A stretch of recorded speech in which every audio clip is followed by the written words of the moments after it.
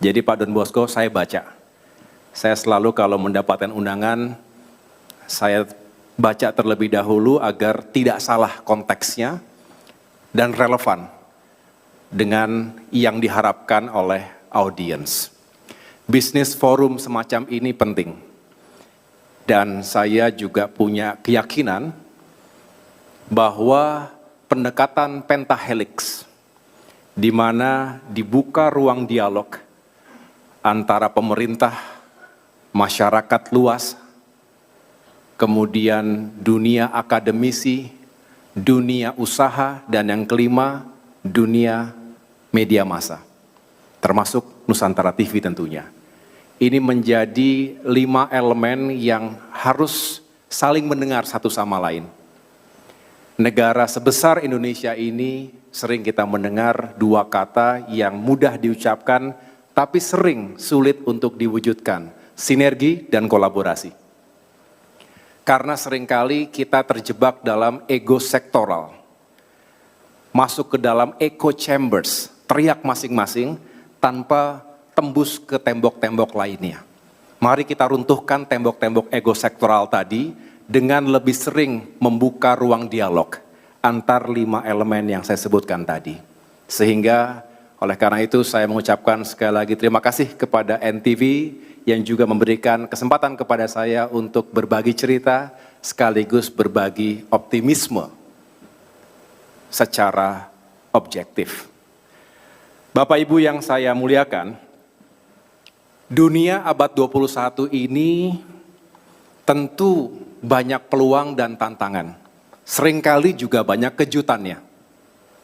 Kita membayangkan ketika sama-sama kita merayakan pergantian milenium, dunia menjadi semakin modern peradabannya. Bisa dikatakan dengan kemajuan teknologi, informasi dan komunikasi menjadi semakin borderless. Peluang ekonomi hadir di sana sini. Tapi kenyataannya tidak semua seperti bulan purnama. Banyak tantangan dan masalahnya.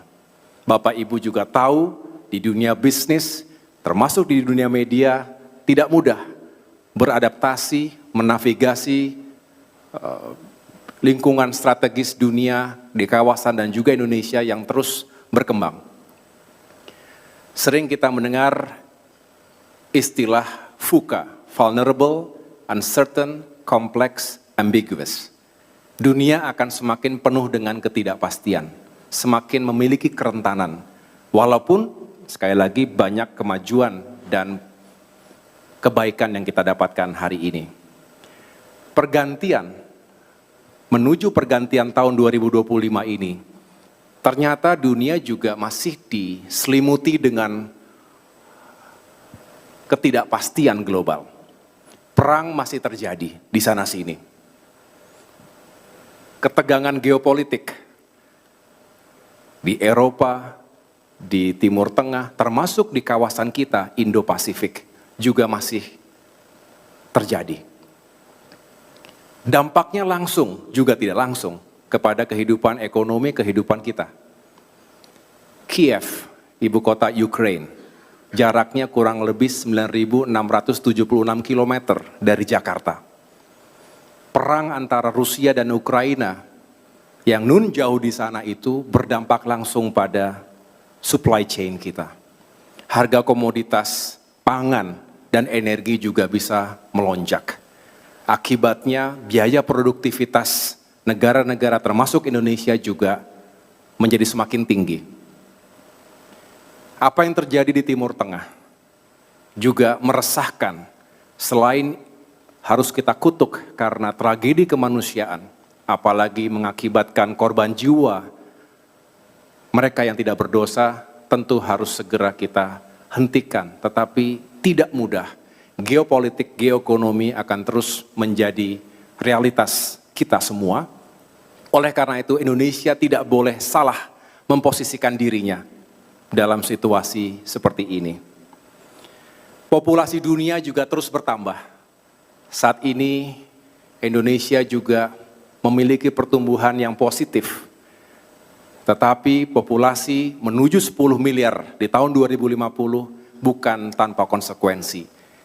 Kompetisi akan semakin sengit, memperebutkan sumber daya alam yang semakin menipis, dan itu berpotensi menghadirkan konflik, bahkan perang.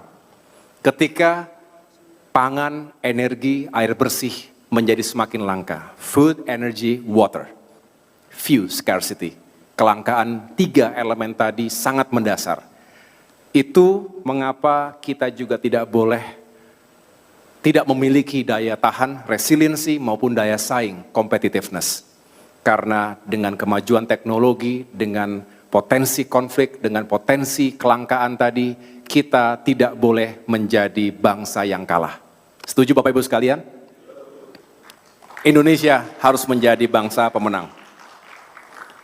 Belum bicara krisis iklim, belum berbicara betapa kalau kita tidak bisa mereduksi emisi karbon dioksida, makanya sekarang gerakan net zero emission itu menjadi buzzword, menjadi jargon, menjadi landasan dalam pembangunan, karena kalau tidak kita semua akan menghadapi malapetaka. Kita tidak bertanggung jawab pada diri kita sendiri, termasuk kepada masa depan anak cucu kita. Jadi Bapak Ibu sekalian, semua kompleksitas tadi